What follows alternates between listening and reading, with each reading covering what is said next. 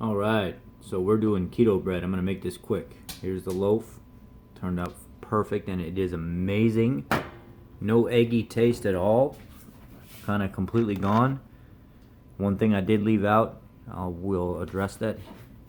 I use this Amish butter here. It's pure hand-rolled butter, no additives. Okay, so here we go. What you'll need is you'll need a half a cup of butter, 2 tablespoons of coconut oil, 7 eggs. Go ahead and put them in warm water. Let it bring the temperature of the cold egg down. 2 teaspoons of baking powder is what I used. 2 cups of almond flour.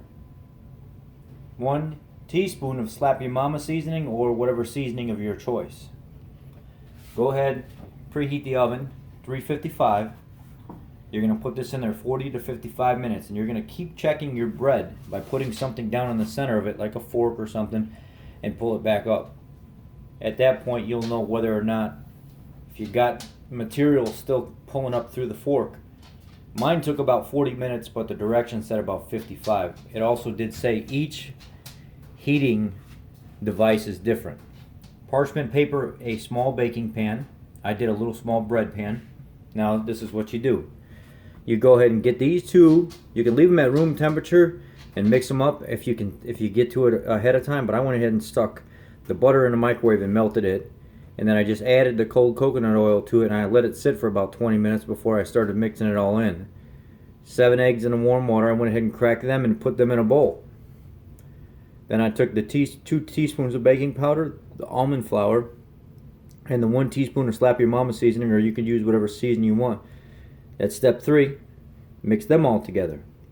Once I got that mixed together, the eggs cracked in a bowl, the oil was cooled, I went ahead and took the eggs and the almond flour or the dry mixture and put it together, and then I slowly incorporated the oil into it as I was mixing everything up.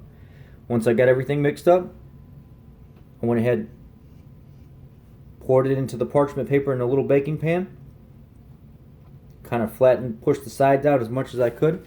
I just got these little $3 pans from Walmart, and this is what I ended up with. I substituted the xanthan gum. I don't want to use xanthan gum. I've tried it before, and for some reason it just don't taste right. So I went ahead and put an extra teaspoon of baking soda, and it turned out amazing. Perfect. Okay. It's my keto bread. Thanks, guys.